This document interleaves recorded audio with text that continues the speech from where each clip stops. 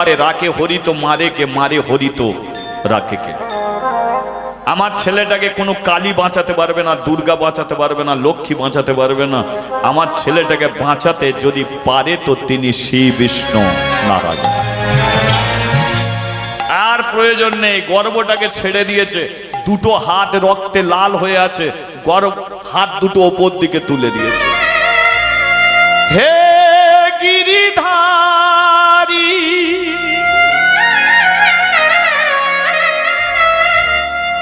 তুমি বাঁকে বিহারী, ভক্তের ডাকে সাড়া দাও,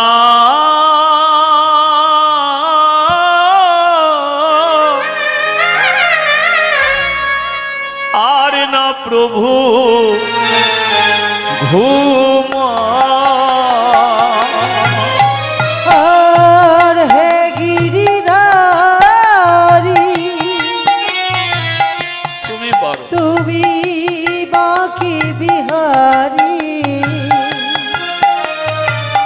ভক্তির ডাকে সারা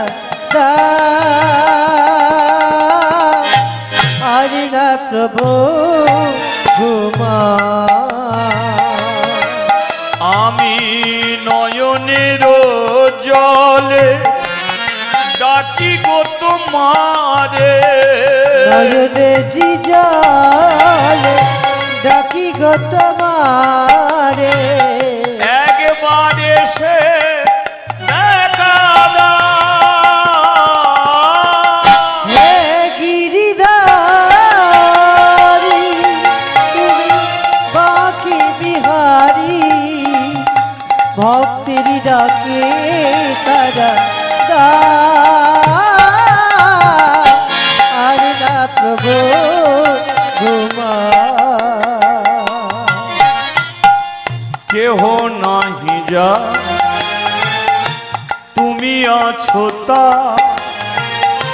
তাই তো ডাকি গো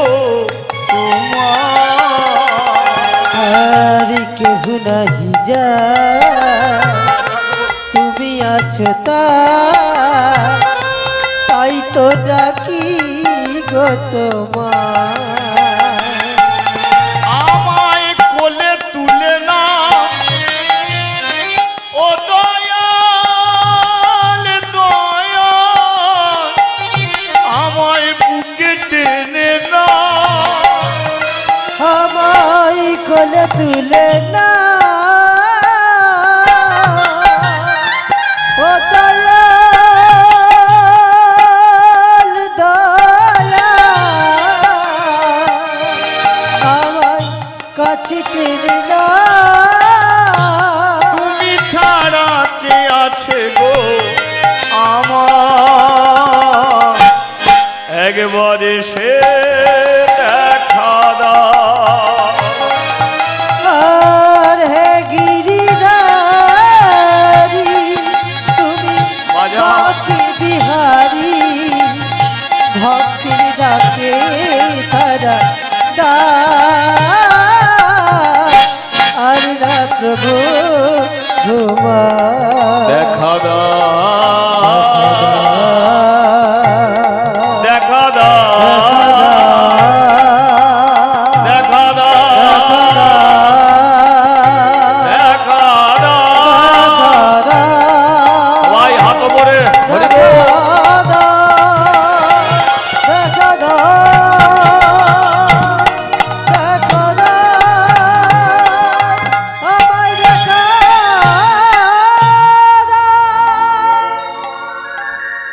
বলি একবার রাধা মাধবকে। 24 ঘন্টা ভগবানকে ডাকতে হবে না, 24 ঘন্টার মধ্যে অন্তত 24 মিনিট তাকে ডাকো। 24 মিনিটও যদি সময় না থাকে 24 সেকেন্ড, 24 সেকেন্ডই তুমি ডাকবে, তবে দুটো হাত তুলে ডাকবে। কেন? এটা হচ্ছে সমর্পণ। এই ভাব একটা মানে দুটো। সমর্থনটা দেখবেন কোনো নেতা মন্ত্রী করে, গ্রামের মধ্যে কাউকে আমরা জিতিয়ে দেবার পরে সে যখন গাড়িতে ওঠে, আমরা যখন তার নামে জয়ধ্বনি তুলি, তখন দেখবেন সে দুটো হাত তুলে কি করে? আমাদের সমর্থন করে যে ভাই আমি আছি তোমাদের পাশে। এটা হচ্ছে সমর্থন। সমর্পণ কি? সমর্পণ হচ্ছে গোবিন্দ চরণে সমর্পণ। এই দেহটা গোবিন্দ চরণে দিয়ে দিতে হবে। আর যতক্ষণ না দিতে পারছি ততক্ষণ ভগবান আমাদের কৃপা করবে না। মহাভারতে তার দৃষ্টান্ত দিয়ে গেলেন। দ্রৌপদীর যখন বস্ত্রহরণ হচ্ছিল, দ্রৌপদী একটা হাতে কাপড়ে টানছে, একটা হাতে ভগবানকে ডাকছে। ভগবান বলল, দ্রৌপদী আমি তোমাকে কাপড় দেবো, ছটফট করছি, কিন্তু তোমার ডাকার ডিজাইন আমার পছন্দ হচ্ছে না। কে? তুমি ডাকতে হয় দুটো হাত তুলে ডাকো, কাপড় যদি আটকাতে হয় দুটো হাত দিয়ে আটকাও। তুমি কাপড়ও ধরবে আবার আমাকে ডাকবে, এ ডাকে আমার পছন্দ নয়। দ্রৌপদী কি করলো? দ্রৌপদী কি করলো? দুটো হাত ওপর দিকে তুললো, আর ওপর দিকে তোলার পরে তারপরে আপনারা জানেন ভগবান তাকে কাপড় দিয়েছিল তো। সমর্পণ যদি করে দিতে পারো তাহলে তোমার চিন্তা তোমার থাকবে না, যা চিন্তা ভগবানের। সমর্পণ করে দিল দ্রৌপদী, ভগবান কাপড় দিল।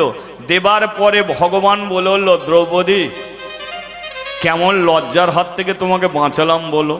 দ্রৌপদী বলে, এত দেরি করলে কেন? ভগবান বলে, তুমি এক হাতে আমায় ডাকলে কেন? তুমি তো বললে কোথা হে দ্বারকেশ্বর, এসো দ্বারকেশ্বর। আমি তোমার কাছেই ছিলাম, আবার দ্বারকায় যেতে হলো, তারপরে তোমার কাছে আসতে হলো। তা দেরি তো আমি করিনি। যাই, দ্রৌপদী কাপড় পেয়েছো তো? বলে হ্যাঁ পেয়েছি। আচ্ছা দ্রৌপদী, আজকে তোমার কাছ থেকে একটা জিনিস চাইবো, তুমি আমাকে দেবে? দ্রৌপদী বলে, কি নেবে? কৃষ্ণ বলে, তোমার একটু পায়ের ধুলো দেবে।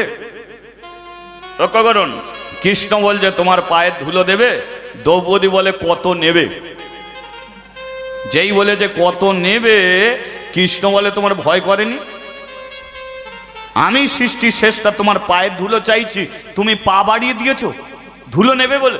তোমার একটু ভয় নেই, লজ্জা নেই? দ্রৌপদী বলল, আগে ছিল এখন নেই। এখন নেই কেন? তার একটাই কারণ, সেদিনকে দুটো হাত তুলে আমি এই দেহটা তোমাকে দিয়ে দিয়েছিলাম। আচ্ছা বলো তো, এ হাত যদি তোমার হয়, চোখ যদি তোমার হয়, দেহ যদি তোমার হয়, তাহলে চরণ দুটো কি আমার হবে? দয়াল হরি হে, হরি হে,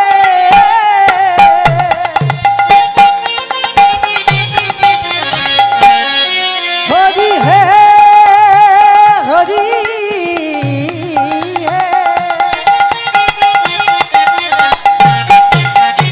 হরি হরি হে,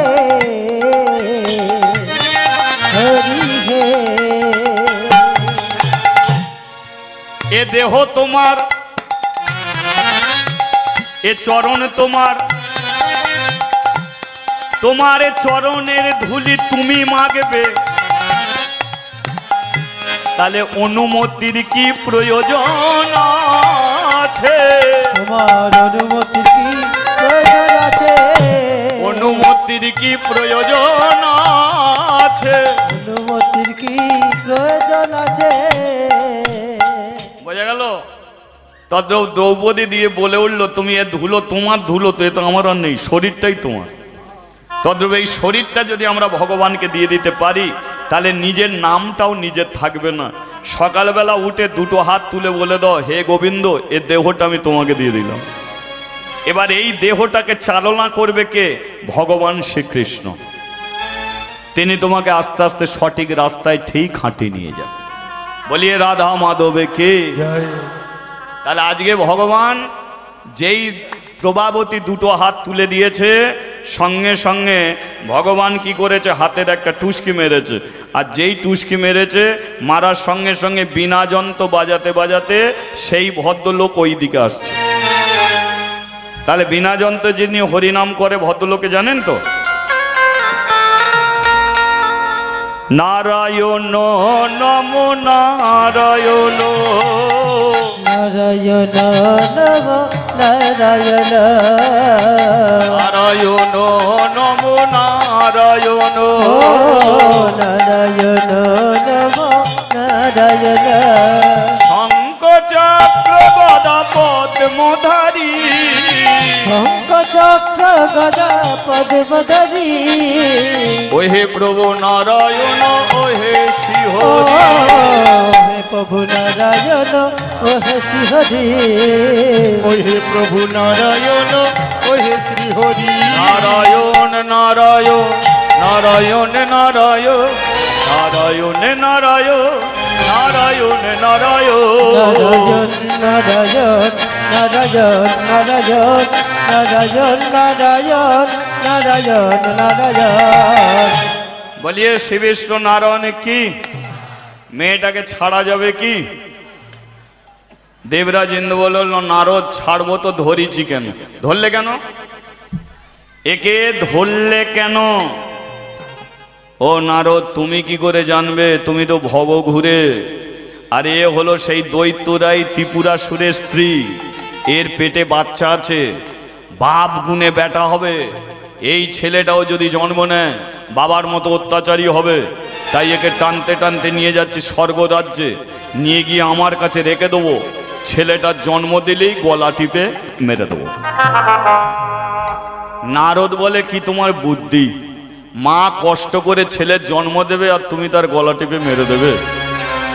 শোনো দেবরাজ, আমি তোমাকে একটা কথা বলে দিচ্ছি, এই মেয়েটা কিন্তু একজন পরম কৃষ্ণ ভক্ত, মেয়েটা পরম একজন হরিভক্ত। বল হরি বল। হয়তো তোমার শোনা আছে কিনা জানা নেই, তবু আমি তোমাকে জানিয়ে দিচ্ছি, হরি ভক্তর ওপরে কেউ যদি অন্যায় অত্যাচার করে ভগবান তাকে ছেড়ে কথা কয় না। তদ্রূপ তুমি এই মেয়েটার প্রতি যা অন্যায় অত্যাচার করলে, তোমার যে কি অবস্থা করবে ভগবান তুমি সেটা জানো না। যেই বলেছে কৃষ্ণ ভক্ত দেবরাজ ইন্দ্র ছেড়ে দিয়েছে, ছেড়ে দিয়ে বলে মারে আমাকে তুই ক্ষমা কর, আমি তোকে চিনতে পারিনি। এইরকম অনেকে আছে চেনা যায় না। দেবরাজ ইন্দ্রর মতো অনেকে ভুল করে থাকে। দেখবেন অনেকের গলায় তুলসী কাঠের মালা আছে, অনেকের গলায় মালা নেই। অনেকের তিলক সেবা আছে, অনেকের তিলক সেবা নেই। অনেকে ধুতি পরে থাকে, অনেকে প্যান্ট শার্ট পরে থাকে।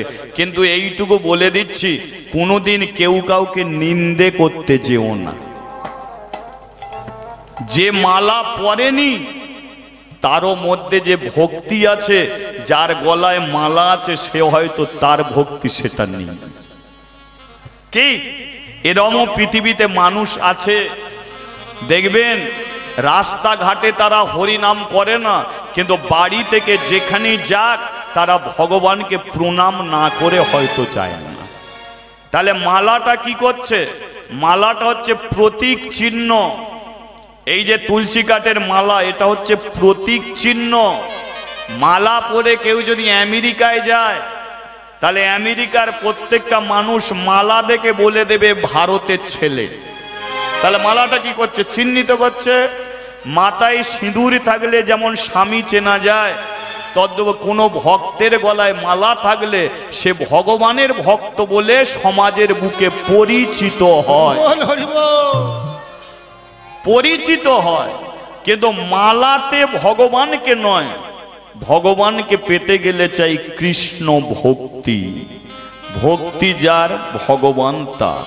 এবার যারা মালা পরে আছে, লক্ষ্য করুন, যারা মালা পরে আছে আমি বলে দিচ্ছি ভগবান তাদের ঘরে আসবে, আর যাদের গলায় মালা নেই তাদের ঘরে ভগবানের কাছে যেতে হবে।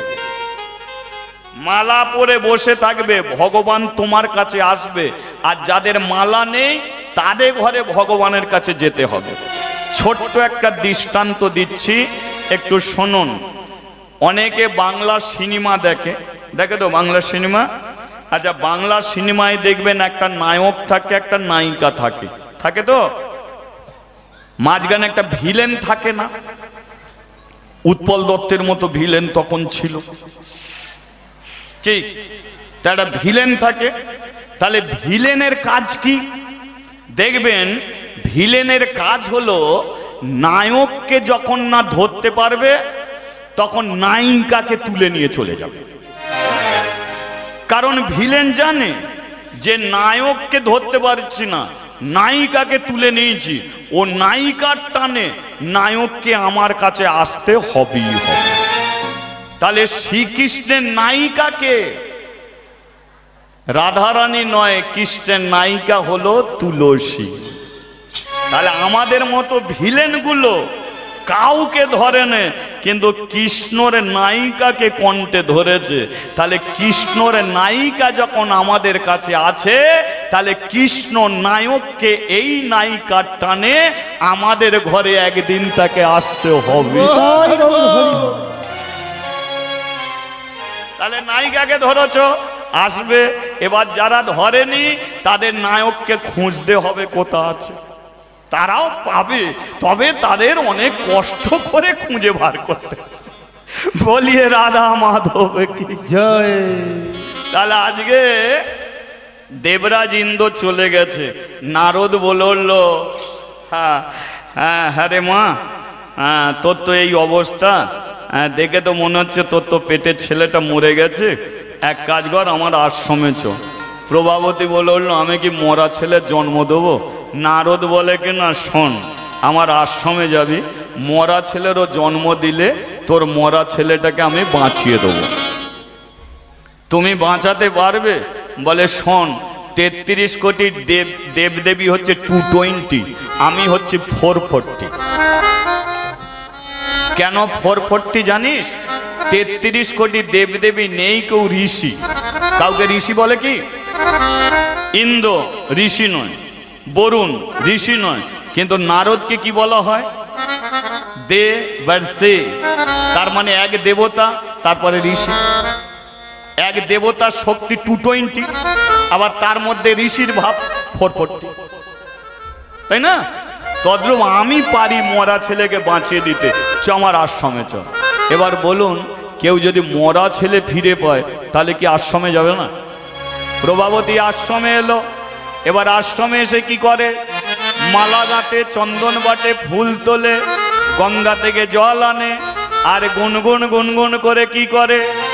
কে গুনগুন করে হে নাথ নারায়ণ হরি, হে নাথ নারায়ণ হরি, হে নাথ নারায়ণ হরি, নাথ নারায়ণ হরি।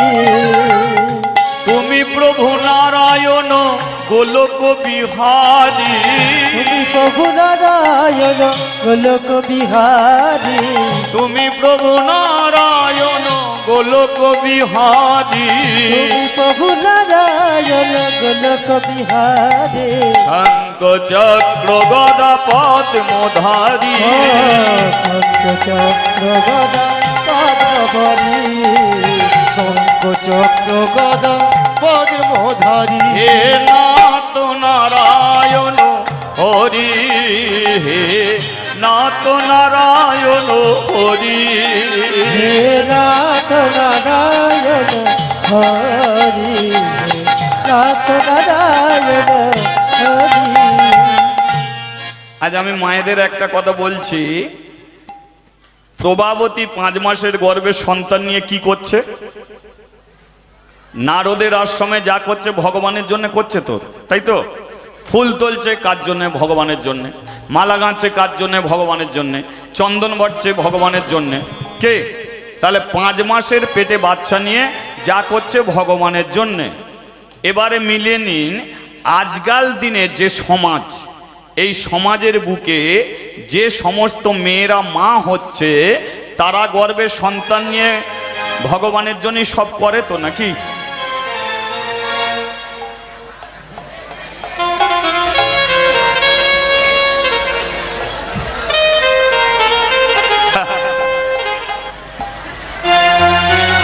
না না, এদিকে করে, আমাদের ওদিকে করে। গর্ভে সন্তান নিয়ে টিভি সিরিয়াল দেখছে আর 3টে 4টে করে সিরিয়ালে তো মানে নায়কের একটা বিয়ে তো নয়, মনে গোটা তিনেক করে হচ্ছে, তাই না? অপরাধ মার্জনা করবেন। ভারতবর্ষের মাটিতে স্বামী বিবেকানন্দ এসেছিল, বঙ্কিমচন্দ্র এসেছিল, শরৎচন্দ্র এসেছিল। এই মেদিনীপুরের মাটিতে ক্ষুদিরাম বোস জন্মগ্রহণ করেছিল। তখন মা ছিল, মায়ের গর্ব ভালো ছিল। এখন মা আছে, গর্বটা ভালো নেই। দেখবেন এলোপ্লেন সে যেখানে সেখানে নামতে পারে না, পারে কি? তার একটা নির্দিষ্ট জায়গা আছে, সেই জায়গাতেই সে নামতে পারে। তদ্রূপ দেখবেন ক্ষুদিরাম বোস এখনো নামতে চাইছে, কিন্তু নির্দিষ্ট সে স্টেশন পাচ্ছে না, তাই নামতে পারছে না। তাহলে গর্বগুলো ভুল কোথা হচ্ছে? আপনাদের এদিকে নয়, আমাদের ওদিকে দেখবেন গর্ভের সন্তান এলেই ডাক্তারখানায় যাবে, আর ডাক্তারবাবু কি করবে? ওর কি ওষুধ দেবে? তবু তো প্রেসক্রিপশন লিখবে, এসেছে যখন ছেড়ে দেবে। নো টেনশন, কোনো টেনশন নেবেন না, ভালো মন্দ মাছ মাংস ডিম টিম করে খাবে, যত দিন যাবে বাড়ি বাড়ি জিনিসপত্র কিছু তুলবে না। হ্যাঁ দাও 500।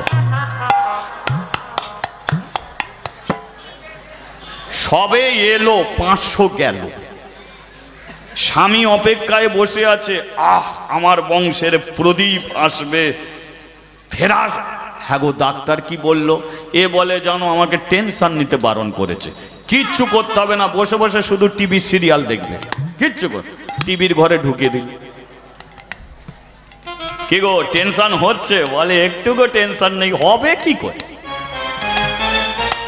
যত নোংরা নোংরা ছবি দেখছে। মা খেলে যদি ছেলে খায়, মহাভারত থেকে আছে তো, এগুলো তো জানেন, মহাভারত থেকে আছে। মা খেলে ছেলে খায়, তাহলে মা যদি নোংরা নোংরা ছবি দেখে, প্রতিচ্ছবি গর্বে পড়ছে তো। দেখুন ভুল কিভাবে রাস্তা তৈরি হচ্ছে। আর কি বলেছে? বলে প্রোটিন খাবার খেতে বলেছে। ঠিক আছে, সপ্তাহে একদিন ছাগলের মাংস খাওয়াবো। এবার গর্ভের সন্তান নিয়ে যদি ছাগলের মাংস খায়, ছাগলের রস খাচ্ছে কে? গর্ভের সন্তান। আর ছাগলের রস খেয়ে যে জন্ম নেবে, তার জ্ঞানগম্য কি ধরনের হবে? কে? হাত হয়েছে, পা হয়েছে, জ্ঞানগম্য ওইরকম জায়গায় চলে গেছে। বাবা মা স্কুলে পাঠাচ্ছে লেখাপড়া শেখাবার জন্য, সেখানে মাস্টার কি মারবে? মাস্টারকে মেরে ফাটি ফেলবে। সাধুগুরু মানবে না, হরিবাসরের ধারে কাছে আসবে না। কিন্তু এখনো তো সুসন্তান হতে পারে, সুসন্তান হতে পারে। বলে দিচ্ছি, আপনাদের গর্ভে সন্তান এলে ওই 10 মাস আপনার বাড়িতে ভাগবত পাঠ করান তো। প্রতিদিন আপনি হরি কথা শুনুন, প্রতিদিন আপনি কৃষ্ণ কথা শুনুন, প্রতিদিন আপনি ভগবানের প্রসাদ পান। দেখবেন যে হরি কথা শুনে, যে কৃষ্ণ কথা শুনে, যে ভগবানের প্রসাদ পেয়ে যে ছেলে জন্ম নেবে, 100% গ্যারান্টি সে চোর হবে না, ডাকাত হবে না, সে একজন কৃষ্ণ ভক্ত, হরি ভক্ত হবে। নাহলে স্বাস্থ্য মিথ্যা হয়ে যাবে। সে হরিভক্ত কৃষ্ণ ভক্ত হবে। কিন্তু আমরা এগুলো করি না বলেই তো এই অবস্থা। সেদিনকে মাগো অপরাধ নেবেন না, সেদিনকে আমি কীর্তন করে নেবেছি। একজন মা তার ছেলেটাকে আমার কোলে বসিয়ে দিয়ে বলল, প্রভুজি একটু আশীর্বাদ কর। ছেলেটার দিকে তাকিয়ে দেখি গোটা গায়ে লোমে ভর্তি হয়ে গেছে, মানে মাথা থেকে পা পর্যন্ত লোমে, শরীরের চামড়া দেখা যাচ্ছে না। আমি বলি এ ছেলেটার গায়ে এত লোম কেন?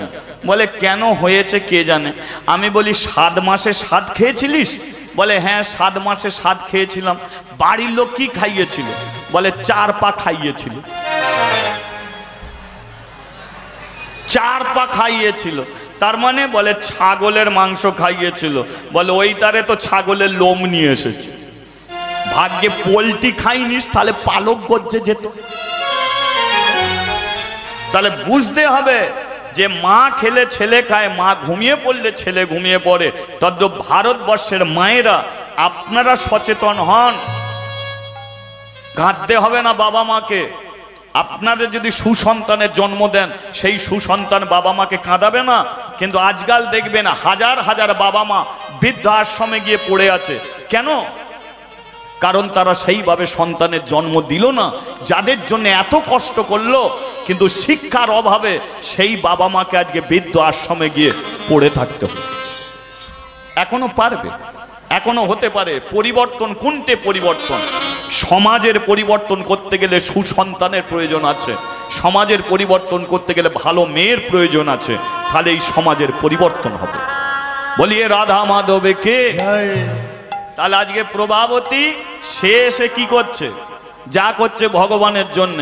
আর গুনগুনে নারায়ণ নারায়ণ নারায়ণ নারায়ণ নারায়ণ নারায়ণ নারায়ণ নারায়ণ নারায়ণ নারায়ণ নারায়ণ নারায়ণ নারায়ণ নারায়ণ হে নাথ নারায়ণ হরি, হে নাথ নারায়ণ হরি, হে নাথ নারায়ণ হরি, হে নাথ নারায়ণ হরি।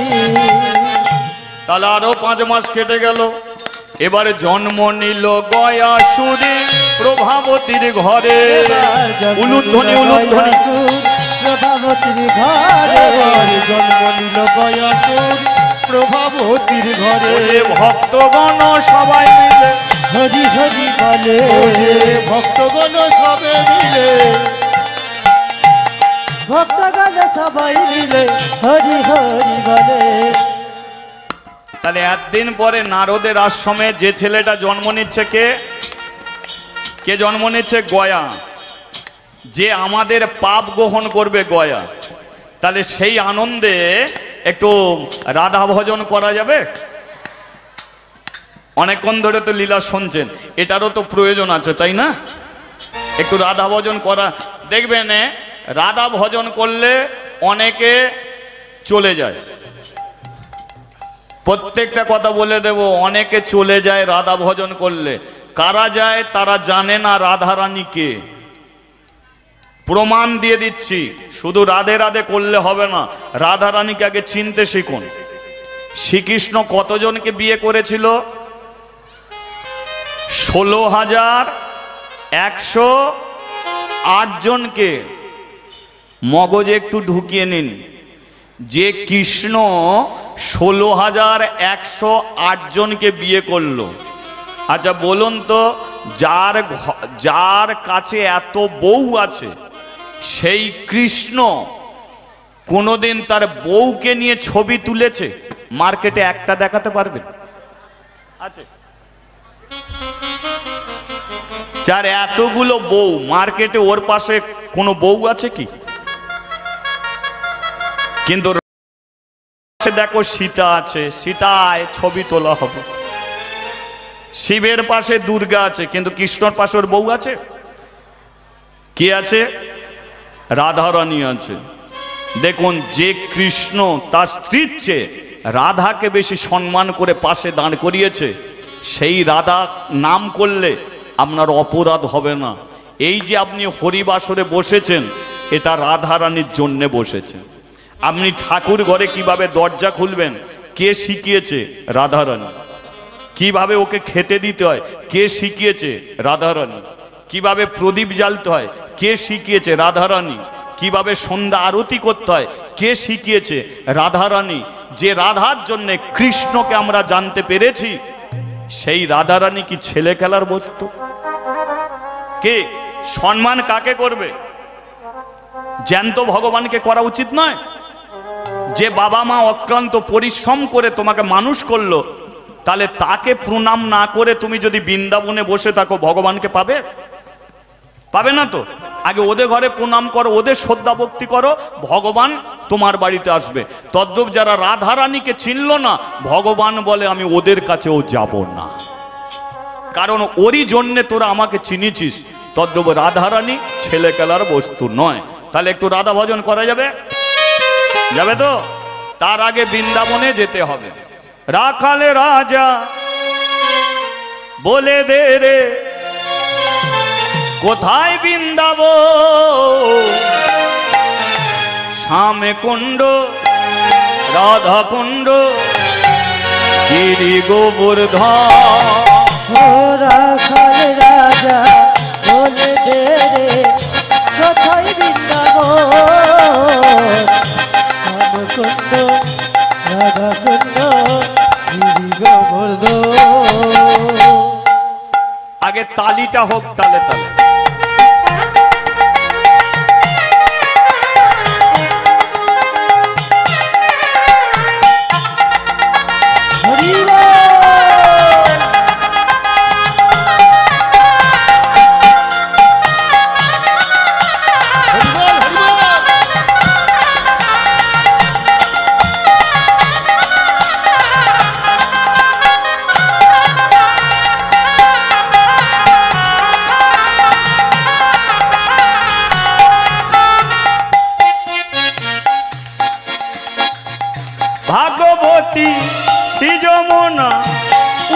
বয়ে যায় রাখাল রাজা বংশীধারী বাঁশরি বাজা ভগবতী শ্রী যমুনা উজান বয়ে যায় রাখাল রাজা বংশীধারী বাঁশরি বাজায় বাঁশরি বাজায় রে কাহানা বাঁশরি বাজায় বাঁশরি বাজায় রে কালা বাঁশরি বাজায় ভাগ্যবতী শ্রী যমুনায় উজান বয়ে যায় বাঁশরি বাজায় রে কালা বাঁশরি বাজায় বাঁশরি বাজায় রে কালা বাঁশরি বাজায় ভগবতী যমুনা উজান বয়ে যায় ওরে রাখাল রাজা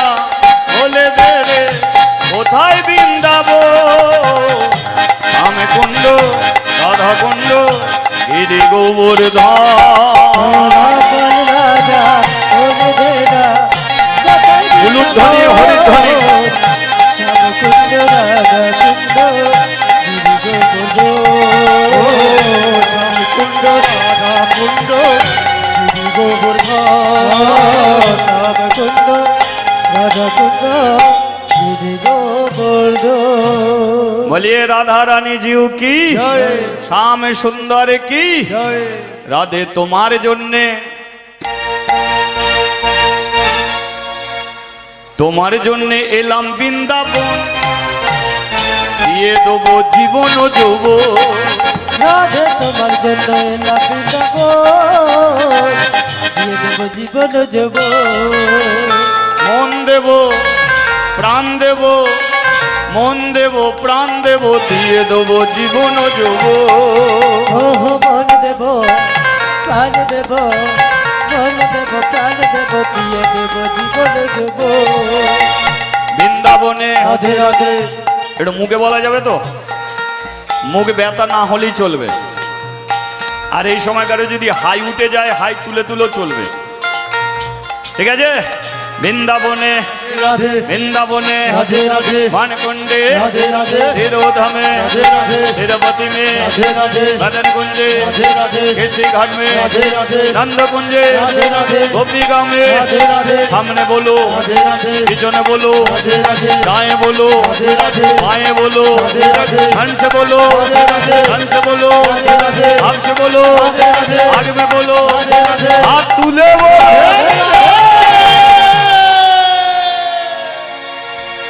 আচ্ছা কিছুক্ষণ যদি হাত ওপরে থাকে খুব সমস্যা হবে কি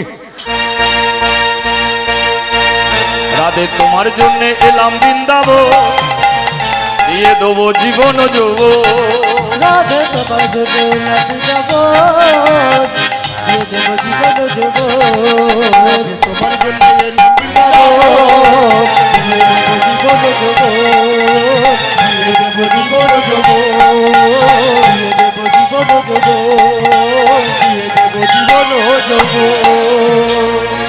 বলিয়ে রাধা রানী কি জয় শ্যাম সুন্দর কি জয় ছেলেটার নাম হলো কি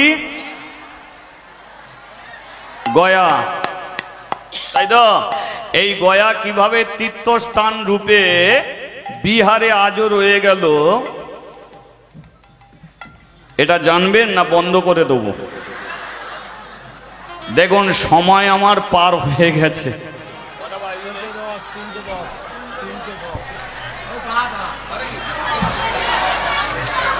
সত্যি কথা বলতে গিয়ে মানে এই যে সীতারাম বাবু আছে এখানে একজন কমিটির একজন এই যে সীতারাম বাবু হ্যাঁ তো উনি আমাকে ফোন করে বলল যে দাদা আসতে হবে আমাদের এই হরিবাসরে আমি বললাম আমার তো সব বায়না হয়ে গেছে আসবো কি করে বললো সকালবেলা আমি বলি সকালে আমি আর কীর্তন করি না আগে করতাম এখন এক পালা ছাড়া কীর্তন করি না কিন্তু এই যে সীতারাম বাবু বা এই সমস্ত কমিটির ভালোবাসায় আমি এখানে আবার আসলাম তদ্রূপ সন্ধেবেলা আমার এক জায়গায় কীর্তন আছে সেখানে আবার আমাকে কীর্তন করতে হবে তো এখানে শুধু কথার জোরে একটা ফোনের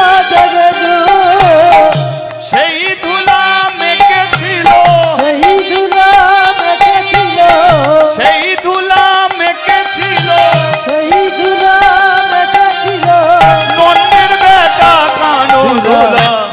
করে এই তো গজের ধুলা ধুলা মা করে এই তো ব্রজের ধুলা। ধুলা মা করে এই তো গজের ধুলা। ধুলা হরি বল হরি বল, হরি বল হরি বল, হরি বল হরি বল, হরি বল হরি বল, হরি বল হরি বল, হরি বল হরি বল। হরি বল হরি বল হরি বল।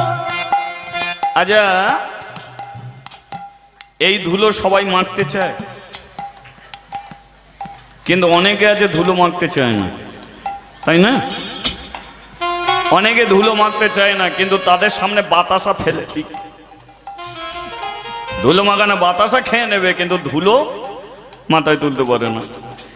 এই ধুলো সেই বৃন্দাবনের ধুলা, যে ভগবান শ্রীকৃষ্ণ যে মাটিতে গোচারণ করেছে, যে মাটিতে নেচেছে, যে মাটিতে গেয়েছে, তদ্রূপ যেইখানে হরিনাম সংকীর্তন, সেটা হয় মধুর বৃন্দাবন।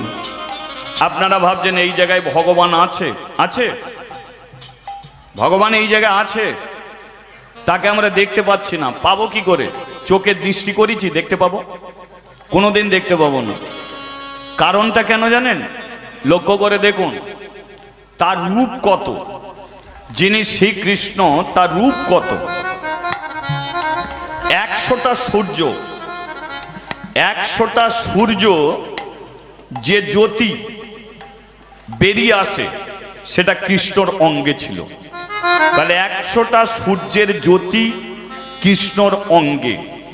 আমাদের চোখের জ্যোতি কত? জ্যৈষ্ঠী মাসে দুপুরবেলা 1 সেকেন্ড সূর্যের দিকে তাকিয়ে তারপর নিচের দিকে কি দেখবো আমরা?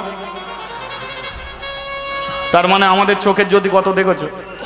তাহলে কৃষ্ণ যদি স্বয়ং তার রূপ নিয়ে আমাদের এই জায়গায় হাজির হয়ে যায়, আমরা কেউ বাঁচবো?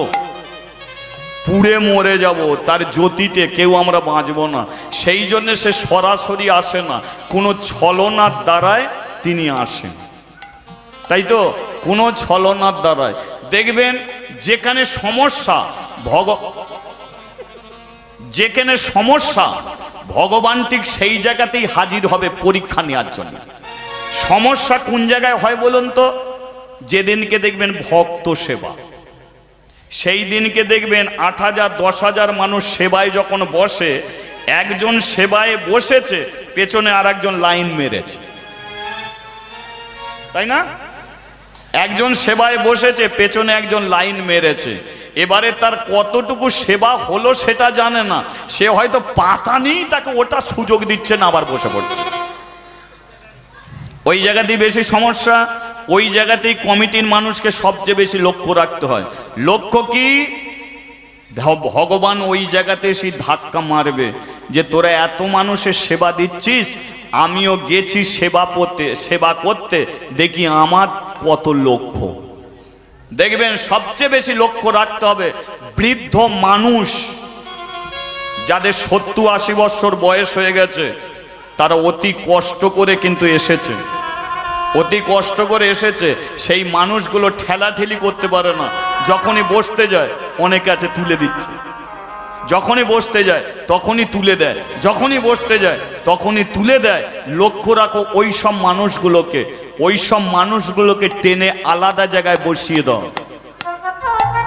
ওরা বয়স্ক মানুষ, ওদের ঘরে টেনে আলাদা জায়গায় বসাও, ওদের জন্য আলাদা আসন করে দাও, সেই বৃদ্ধ মানুষগুলো সেবা করে নিক। কেন? কারণ ভগবান জানে যে ওই জায়গাতেই হলো কঠিন, আর আমিও বয়স্ক মানুষ সেজে যাব। যদি ঠেলে ঠেলে যদি তুলেই দেয়, লক্ষ্য যদি না থাকে, তাহলে আর সবাই সেবা পেলেও ভগবান সেবা পাবে। তাই যাদের যেটা করা সেটা করে যেতে হবে। তদ্রূপ এই সেই বৃন্দাবন, আজকে সেই ধুলো মেখে গয়া আস্তে আস্তে বড় হচ্ছে। কে? হরি বল হরি বল, হরি বল হরি বল, হরি বল হরি বল, হরি বল হরি বল, হরি বল হরি বল, হরি বল হরি বল, হরি বল হরি বল, বল হরি বল হরি বল নিতাই গৌর প্রেমের হাটে সবাই তো সমান। নিতাই গৌর প্রেমের হাটে সবাই তো সমান। ও যে নিতাই গৌর প্রেমের হাটে সবাই তো সমান। নিতাই গৌর প্রেমের হাটে সবাই তো সমান। বলিয়ে রাধা মাধবে কি জয়। তাহলে হরিনাম করতে করতে গয়ার আজকে 20 বছর বয়স। প্রভাবতী মরে গেছে, নারদ আশ্রম ছেড়ে দিয়েছে। গয়া কি করে? প্রতিদিন ভগবানকে সেবা দেয়। কিন্তু দিতে দিতে মনের মধ্যে প্রশ্ন জাগলো যে আমি নিজের চোখে দেখেছি নারদ ঠাকুর সেবা দিতে, কিন্তু ও খায় না। আমার মা সেবা দিয়েছে, ও খায় না। তাহলে এ পাথরের মতো বেকার বসে আছে কেন? তাহলে এই কি ভগবান? আমি তো এতদিন শুনেছি সেই ভগবানের কথা নারদের মুখে। নারদ নিজে বলে গেছে ডাকার মতো যদি ডাকা যায় তাহলে ভগবান এসে সম্মুখে দাঁড়ায়। তাহলে নারদ এতদিন ডেকে গেল, আমার মা এতদিন ডেকে গেল, পাথরের মতো বসে রইল, কই খেলো না তো। আমি এই ভগবানকে পেতে চাইনি, আমি সেই ভগবানকে পেতে চাই যে ভগবানের নাম ধরে ডাকলে ভগবান আমাকে সাড়া দেবে। আমি ভগবানকে ডাকবো আর ভগবান এসে বলবে এ গয়া तेरे लिए मैं आ गया, तू आजा मेरे भाई, आजा मेरे गोद में बस। সেই ভগবান কোথা? সেটা হচ্ছে জ্যান্ত ভগবান। আমি সেই জ্যান্ত ভগবানের সন্ধান করব, কোথায় সে লুকিয়ে আছে। গয়া কি করলো? নারদের আশ্রম ছেড়ে দিয়ে। আর নারদের আশ্রম ছেড়ে দিয়ে এলো কোথায়? বিহারে। বিহারে যে তীর্থটা এখনো পর্যন্ত আছে ওটা হচ্ছে গয়া তীর্থ, কিন্তু জায়গাটার নাম ছিল গয়া নয়, জায়গাটার নাম ছিল গৌড়া। গৌড়া। এখানে অনেক ভক্ত আছেন। আচ্ছা, আপনারা গয়া তীর্থে গেছেন? কে কে গেছেন একটু হাত তুলবেন তো। আপনারা এতজন গয়া তীর্থে গেছেন। আচ্ছা, জায়গাটার নাম ছিল গৌড়া। আর গৌড়ার পাশে একটা নদী আছে, দেখবেন বড় আশ্চর্য নদী। নদীটার ওপরে বালি, নিচে জল। আপনি বালির ওপর দিয়ে হেঁটে হেঁটে চলে যাবেন, মাঝখানে গর্ত খুললে দেখবেন নিচে দিয়ে সচ্ছল জল বয়ে যাচ্ছে। যে নদীটার নাম হলো ফল্গু নদী, তাই তো? কিন্তু নদী আজও পর্যন্ত শুকনো হয়ে আছে কেন বলুন তো? একমাত্র সীতার অভিশাপ। এই যে ভারত ভূমিতে যে ভগবান এসেছিল এগুলো তার প্রমাণ আগেই বলেছি। নালে নদী কি করে শুকনো হয়ে থাকে? বর্ষাকালে নদী শুকনো হয়ে আছে, তার মানে সীতাও এসেছিল, রামও এসেছিল, কৃষ্ণ এসেছিল, রাধাও এসেছিল। তাহলে এই ভারত ভূমির মাটিতে সীতা অভিশাপ করেছিল, রে ফলগো তুই যখন মিথ্যে কথা বললি, আমি পিণ্ডদান করেছি আমার শ্বশুরের নামে, তা সত্ত্বেও তুই মিথ্যে কথা বললি, সেই অপরাধের জন্যে আমি তোকে অভিশাপ দিচ্ছি।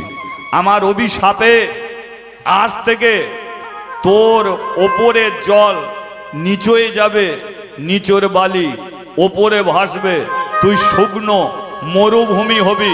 আর এই মিথ্যে কথার অপরাধে শিগাল, কুকুর, মানুষে তোর বক্ষ মাঝে পায়খানা পেশাব করে যাবে। তাই পৃথিবীর মধ্যে সবচেয়ে বড় বাথরুম ওখানে গেলে পাবে।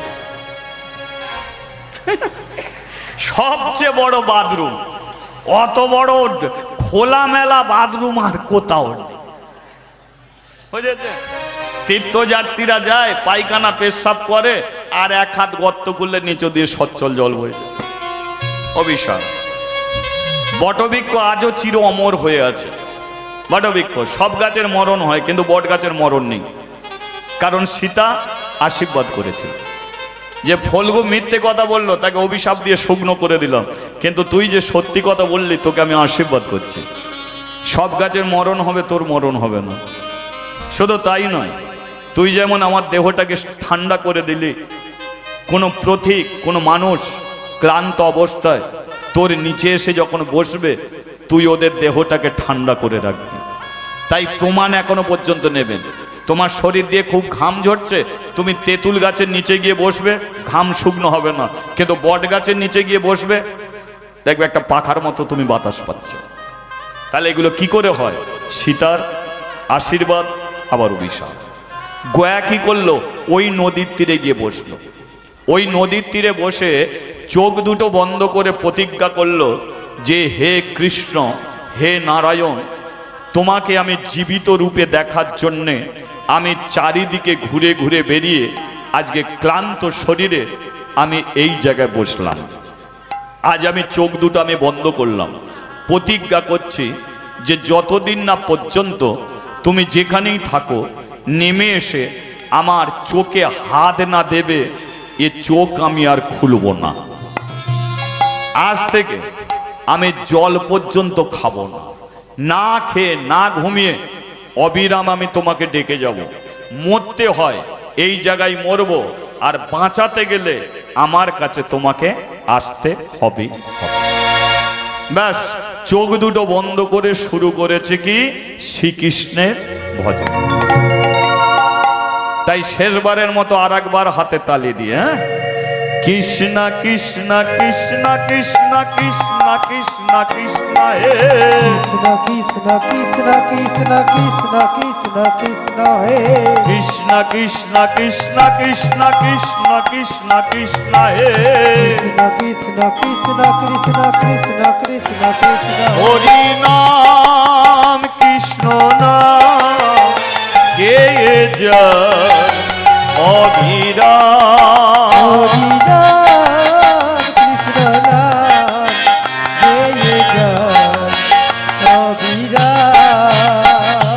নামে ভজ নামে জপ নামে পরশা, হরি নামে ভাষা তরি হয়ে যাবে পার। নাম ভজ নামে জপ নাম করে সা, হরি নামে ভাষা তরি হয়ে যাবে পার। কৃষ্ণ নাম হরি নাম গেয়ে যায় অবিরাম। কৃষ্ণ নাম হরি নাম গেয়ে যায় অবিরাম। লক্ষ্য করুন, গয়া যখন ওই নদীর তীরে বসে হরিনাম করছে, গয়ার হরিনাম স্বর্গে গেল, হরিনামের ধ্বনিটা স্বর্গে গেল। স্বর্গের যত দেব দেবীরা ছিল সবাই মিলে মর্তের আসনে এলো হরিনাম শোনার জন্য। ইন্দ্র এলো তার স্ত্রীকে নিয়ে, ব্রহ্মা এলো তার স্ত্রীকে নিয়ে, শিব এলো তার স্ত্রীকে নিয়ে। মানে আসছে একা একা আসছে না। তীর্থে যেতে গেলে স্বামী স্ত্রী দুজনে যেতে হয়, হরিনাম শুনতে এলে দুজনে এসে শুনতে হয়।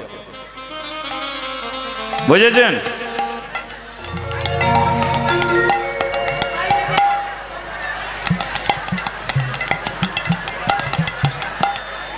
শুনতে হয়, তাই তো?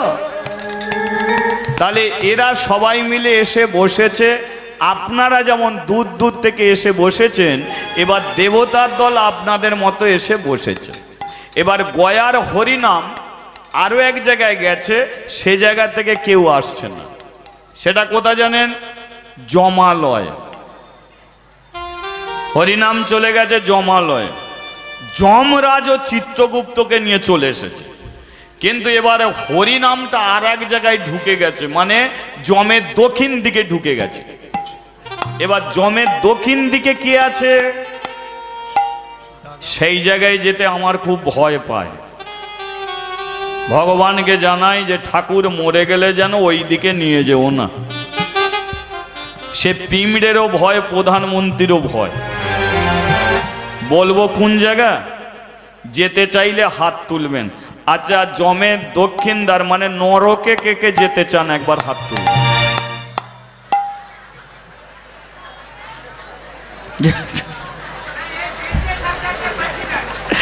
ওই জায়গায় আমরা কেউ যেতে চাই না। আমরা সবাই স্বর্গে যাব, নরকে যাব না। তাহলে হরিনাম এত করছি, হরিনাম শুনছি কেন? নরকে যাব বলে? কিন্তু কলির মানুষ আমরা। একটা কথা জানবেন, যাওয়ার ইচ্ছা না থাকলেও ওই জায়গায় আমাদের যেতে হবেই, যেতে হবে। তাহলে নরকে হরিনাম চলে গেছে। এবার নরকে আমরা কেন যেতে চাই না? কারণ সব জায়গায় হরিনাম হয়, কিন্তু নরকে হয় না। কারণ নরকে থাকে পাপী। এই যে মানুষরা পাপ করছে, চুরি ডাকাতি মানুষ খুন চিটিংবাজ, এই যে পাপ করছে, ভেবেছে যে কেউ দেখতে পায় না। অনেক আছে না যে পাপ করছি কেউ দেখতে পায় না, কিন্তু যে দেখার সে তো দেখতে পাচ্ছে। যে দেখার, যেমন ছোট্ট একটা দৃষ্টান্ত, ঠাকুর রামকৃষ্ণদেব তার শিষ্যদের বলছে যে তোরা আমার সবচেয়ে ভালো শিষ্যকে, তোরা একটা পরীক্ষা দিবি। ছেলেগুলো বললো ঠাকুরজি তাহলে বলো কি পরীক্ষা? বলে এক কাজ করবি, তোরা এক মুঠো করে চাল আনবি আমার কাছে, কিন্তু কেউ না যেন দেখতে না পায়। কি? এক মুঠো করে চাল আনবি, কেউ দেখতে না যেন পায়। বলে এটা আবার পরীক্ষা? ব্যাস, সবাই ছুটে গেছে। সবাই কি করেছে? লুকিয়ে লুকিয়ে এক মুঠো করে চাল এনেছে। এবার রামকৃষ্ণদেবের একজন শিষ্য ছিল যার নাম হলো নরেন, যিনি হলেন স্বামী বিবেকানন্দ। বোঝা গেল? সেই স্বামীজি সে খালি হাতে এসছে। আহা, কি দৃষ্টান্ত দেখুন! সে খালি হাতে আসছে। ঠাকুর বলছে নরেন, আসতে নরেন, এরা সবাই এক মুঠো করে চাল আনলো, কেউ দেখতে পায় না, আর তুই এক মুঠো চাল আনতে পারলি না? নরেন বলল, আপনি তো বলেছেন যে কেউ না যেন দেখতে পায় চাল আনতে, কিন্তু আমি চাল আনতে গিয়ে দেখতে পেলাম যে একজন কিন্তু আমাদের সবাইকেই দেখছে। এরা জানে এর মা দেখতে পেল না, বাবা দেখতে পেল না, কাকা খুড়ো কেউ দেখতে পেল না, চাল নিয়ে চলে এলো, কিন্তু আমি জানি সবার মাঝখানে একজন আছে, সে কিন্তু আমাদের সবাইকে দেখে চলেছে, তিনি হলেন ভগবান শ্রীকৃষ্ণ। তাই তো সবার চোখে ফাঁকি দিল, তার চোখে ফাঁকি দেয়া যাবে না। তাই আমি চাল আনতে পারলাম না। ঠাকুর রামকৃষ্ণদেব বলল, বল এবার সবচেয়ে ভালো শিষ্যকে? এরা বলল, নরেন তোমার মাথায় যেটা বুদ্ধি আমাদের মাথায় সেটা নেই। বোঝা গেল? তার আমরা মনে করি কেউ দেখতে পায় না, কিন্তু যে দেখার সে দেখছে। আর অপরাধ করছি, নরকে যেতে হবে। এবার নরকে কোনোদিন হরিনাম হয় না, গয়ার হরিনাম নরকে চলে গেছে। নরকে যারা পাপী ছিল তাদের কানে হরিনাম গেল, হরিনাম শুনে তারা উদ্ধার হয়ে এলে, উদ্ধার হলো রে, উদ্ধার হলো রে, হরি হরি হরি বলে উদ্ধার হলো রে, আরে হরি হরি হরি বলে উদ্ধার হলো রে, উদ্ধার হলো রে, উদ্ধার হলো রে। নরক শূন্য হয়ে গেছে, কোনো পাপী নেই, সবাই স্বর্গের দিকে ছুটেছে। যমরাজ বলে, চিত্রগুপ্ত কি হলো? বলে, যা হবার হয়ে গেছে, আর কারো বিচার আর হবে না। বলে কেন? বলে মরতে একজন হরিনাম করছে, হরিনাম শুনছে আর কেটে পড়ছে। বলে তাহলে আমি যদি বিচারের আসনে বসে থাকি, বিচার আর কার করব? বলে আমাকে দোষ দিয়ে লাভ নেই, যার নাম করছে তার কাছে চলো, যে দিয়ে একটা বিচার করে। যমরাজ আর চিত্রগুপ্ত ভগবানের কাছে গেছে, প্রভু আমাকে যে ডিপারেন্টটায় বসিয়ে রেখেছো, আমার কাজ আর কি আছে? পাপ পুণ্যের আমি হিসেব করব, কিন্তু কার আর হিসেব করব? হরিনাম শুনছে আর কেটে পড়ছে, তোমার কাছে চলে আসছে। ভগবান বলে কিনা, ঠিক আছে আমি এবার যাচ্ছি। ভগবান নেমে এলো গয়ার কাছে, যেই চোখে হাত দিল, গয়া চোখ খুলে দেখতে পাচ্ছে পাথরের ভগবান নয়, রূপোর ভগবান নয়, সোনার ভগবান নয়, তার সম্মুখে দাঁড়িয়ে আছে জ্যান্ত ভগবান শ্রী বিষ্ণু নারায়ণ। সঙ্গে দাঁড়িয়ে আছে মা লক্ষ্মী। গয়া সঙ্গে সঙ্গে প্রণাম করে নিল, বলল, ঠাকুর প্রতিটা মানুষের যদি বিশ্বাস থাকে তাহলে একদিন না একদিন ফল দান পাওয়াই যাবে। তদ্রূপ আমার বিশ্বাস ছিল যে কোথাও না কোথাও তুমি আছো, তাই আমি সব ছেড়ে এই জায়গায় বসেছি। আজকে আমার ডাকে তোমাকে আসতেই হয়েছে। হ্যাঁ হ্যাঁ গয়া, শুধু তোমার ডাকে আমি আসিনি, চারিদিকে তাকিয়ে দেখো দেবতার দল এসে বসেছে, তোমার মুখে হরিনাম শুনছে। পৃথিবীর মধ্যে এই যে এমন গয়া তীর্থ, যে তীর্থে 33 কোটি দেবদেবী আপনাদের মতো বসে হরিনাম শুনেছিল। ভগবান বলল, গয়া তুমি তো আমার বড় ভক্ত, তুমি আমার একটা কথা রাখবে? বলো প্রভু কি চাই? আমি ভূত, আমি ভবিষ্যৎ, আমি বর্তমান। এটা সত্য যুগ, এরপরে আসবে ত্রেতা যুগ, তারপরে আসবে দাপর, তারপরে আসবে কলিযুগ। কিন্তু আমি জানি কলির মানুষ হবে অত্যাচারী, পাপী, দুরাচারী। কলির মানুষ যাবে নরকগামী হবে। সেই নরক থেকে উদ্ধার করার রাস্তা আমি তোমাকে দিয়ে করতে চাই। গয়া বলল, আমি কি করব? না শোনো গয়া, কলির মানুষ পাপী হবে, নরকে যাবে, তোমাকে আমি একটা তীর্থস্থান করে যাচ্ছি। আর যে মানুষ মারা যাবে তাদের পরিবারের মানুষ এসে তারা পিণ্ড দান করবে। পিণ্ডটা কি মা?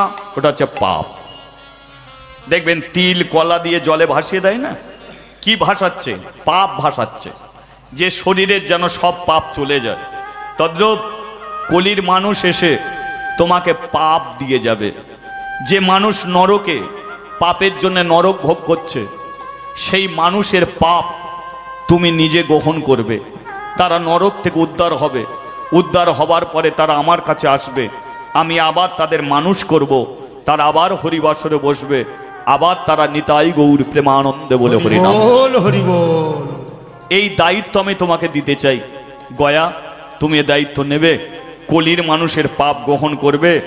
গয়া বলল, মানুষকে টাকা দিলে টাকা নিয়ে নেয়, জায়গা দিলে জায়গা নিয়ে নেয়, কিন্তু মানুষের পাপ কেউ নিতে চায় না। আমি কথা দিচ্ছি, এ পাপ আমি গ্রহণ করব। সমস্ত কলির মানুষের পাপ আমি নিজে গ্রহণ করে আমি নরক থেকে কলির মানুষকে ভগবানের চরণে পৌঁছে দেবো। ঠাকুর যে আমি কথা দিলাম, আমি কথা দিলাম, আমি কথা। হরি বল। ভগবান বলল, তাহলে তোমাকে আমি একটা তীর্থরূপে রেখে যাই। তীর্থরূপে তুমি শিলারূপে থাকবে এই তীর্থে।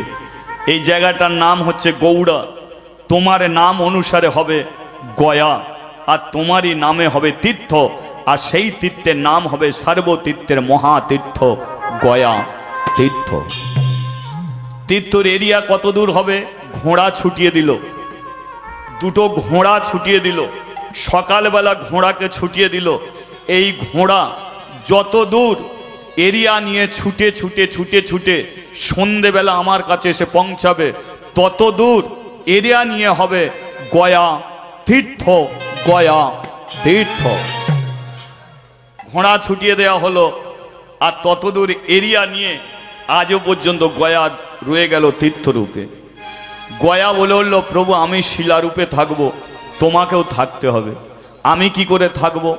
শোনো প্রভু, আমি তোমারই নাম করব, তাই আমি চাই আমিকে শিলারূপে রাখো, আর তোমার চরণ আমার মস্তকে অঙ্কিত করো। যতদিন চন্দ্র সূর্য থাকবে তোমারই পায়ের তলায় বসে আমি নাম করব, কলির মানুষের আমি পাপ গ্রহণ করব। ভগবান বলল, তাই হোক। এক পা তিনি বলি শিরে রাখলেন, আর এক পা তিনি এই গয়াসুরের মস্তকে রাখলেন।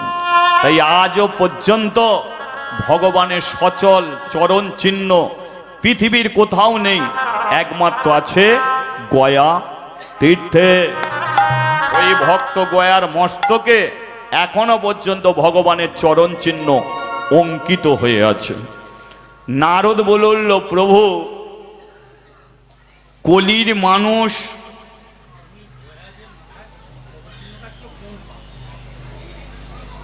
বলছি বামপদ, বামপদ,